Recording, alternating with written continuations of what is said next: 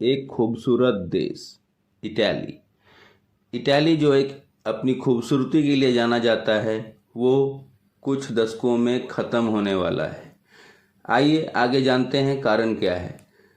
दुनिया में अगर इटली को रहना है, अपना अस्तित्व बचाना है, तो वहाँ के लोगों को जागरूक होना पड़ेगा और गवर्नमेंट को भी जागरूक होना पड़ेगा। ये एक स्कूल की फ़ोटो देखिए। ये इटली का एक फेमस स्कूल है, कैंपचर कम्युनिटी स्कूल। ये एक ऐतिहासिक स्कूल है और ये रोमन्स के द्वारा बनाया गया था और ये 300 से 400 साल पुराना है।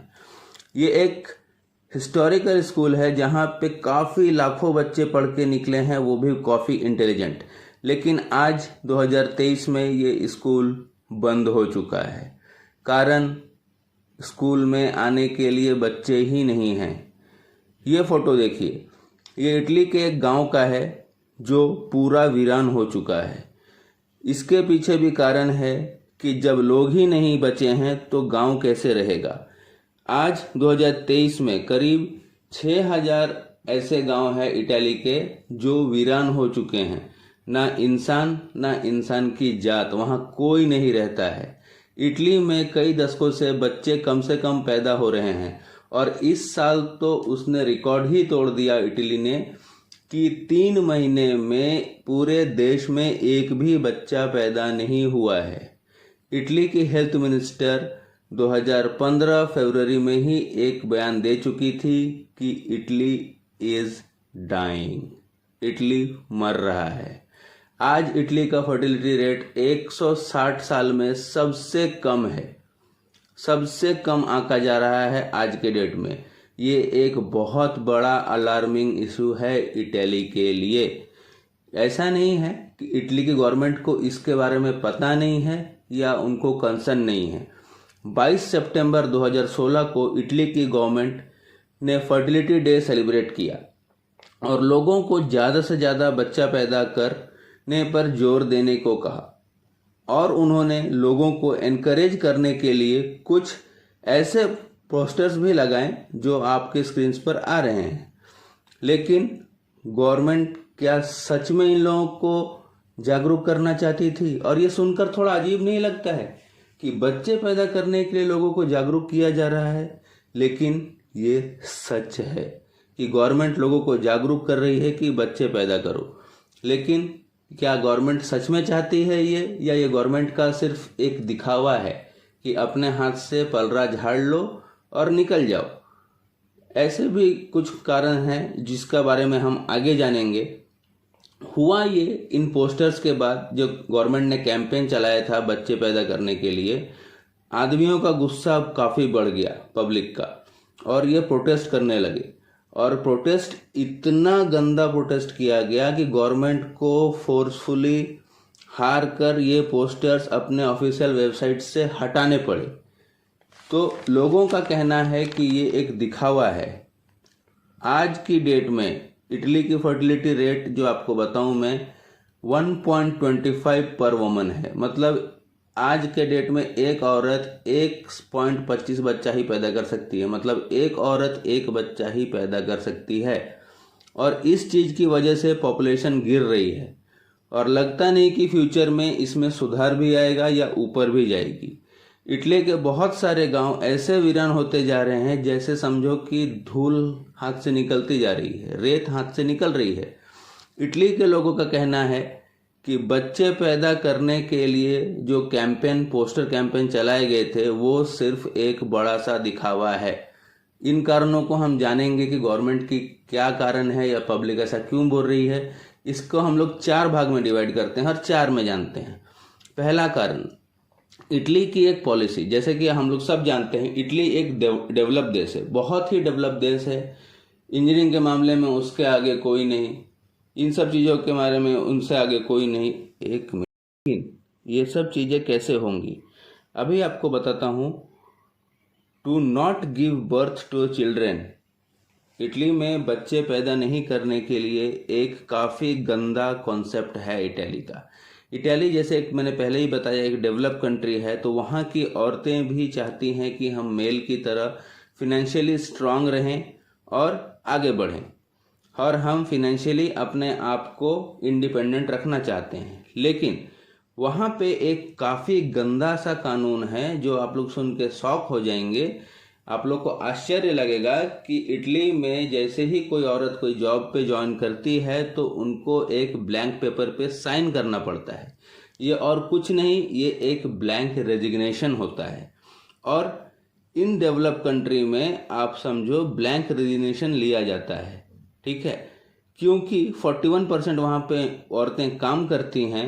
ये वर्ल्ड बैंक का डेटा मैं कोट कर रहा हूँ। फिर भी इस कंट्री में एक सिस्टम जो है रेजिग्नेशन का, ब्लैंक पेपर पे साइन कराया जाता है। जितनी भी यंग लड़कियां काम पे जाती हैं या ज्वाइन करती हैं नया, उन्हें ब्लैंक रेजिग्नेशन साइन करना पड़ता है कि अगर वो जॉब ज्वाइन करने के बाद इन केस अगर वो प्रेग्नेंट हो गई तो उनको फोर्सफुली वो ब्लैंक रजिस्ट्रेशन में टाइप करके आपको नौकरी से निकाल दिया जाएगा। Blank resignation will give you a termination on the spot और रेजिग्नेशन ऑन द स्पॉट, ठीक है। 2014 में यूरोपियन यूनियन पॉलिसी डिपार्टमेंट ने पता किया था कि 8 लाख इटालियन वुमेन को फोर्सफुली ब्लैंक रेजिग्नेशन के थ्रू काम से निकाला गया है। फॉर कारण है इसका नो बर्थ, क्योंकि काम करना है तो आपको बच्चे नहीं करने पड़ेंगे। बच्चे पैदा करोगे तो आप काम नहीं कर सकते हो।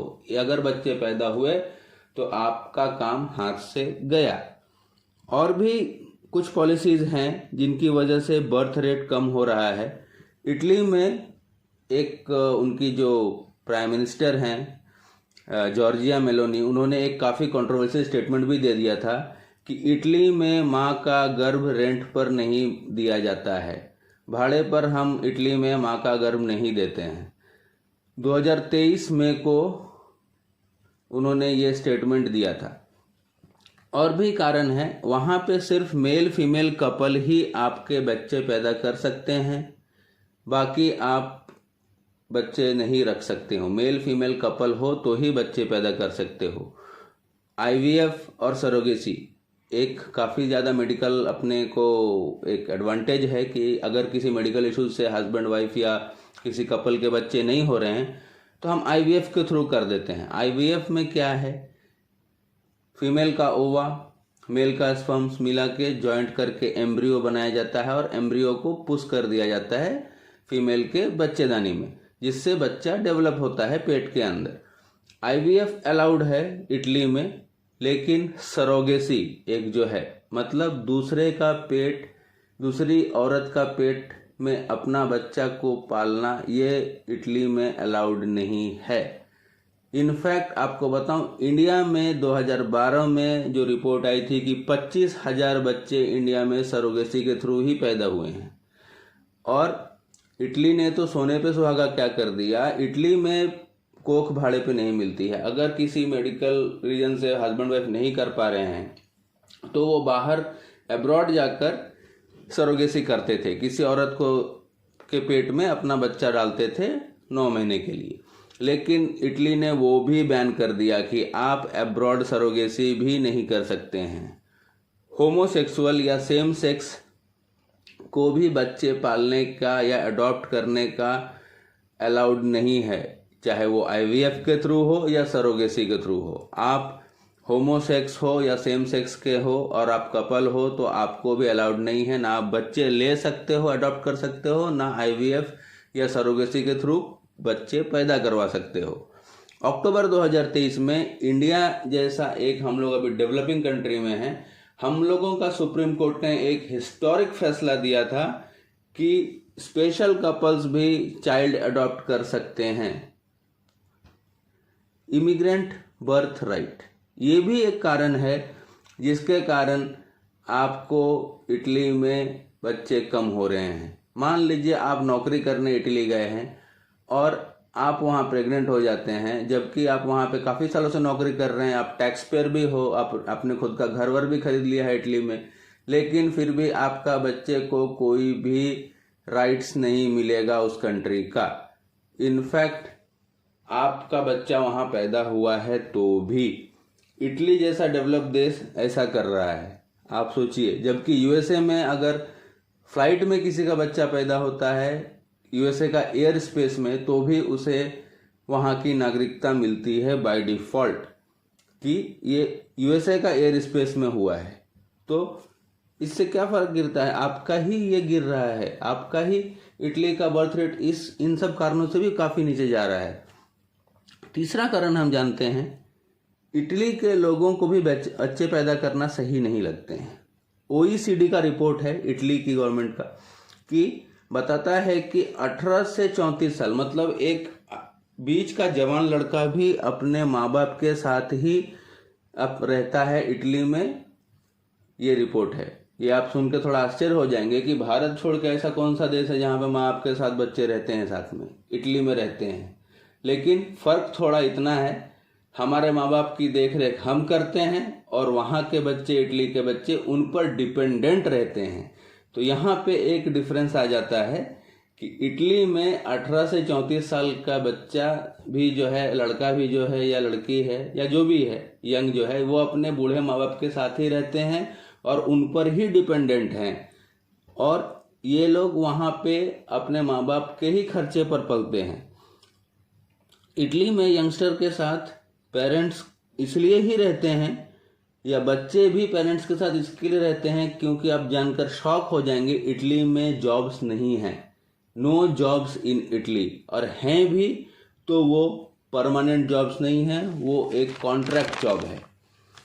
ठीक है, CNN का रिपोर्ट मैं आपको कोट कर रहा हूँ। इटली में एवरेज सैलरी है एक इंसान का 2475 यूरो, और अगर वो एक रेंट लेता है तो उसका भाड़ा गिरता है, अगर वो 100 मीटर का घर लेता है तो पर मीटर 12.12 यूरो करके है उसका रेंट। तो ये रेंट चला जाता है 1212 यूरो, मतलब आधा उसका सैलरी। तो आप समझिए, सैलरी का आधा भाड़े में आदमी सरवाइव कैसा करेगा। 56% यंग जो हैं इटली में, वो अपने आप में हरदम टेंशन में और अनसिक्योर फील करते हैं, क्योंकि मैक्सिमम जॉब्स उनके कॉन्ट्रैक्ट पे रहते हैं या टेम्परेरी रहते हैं।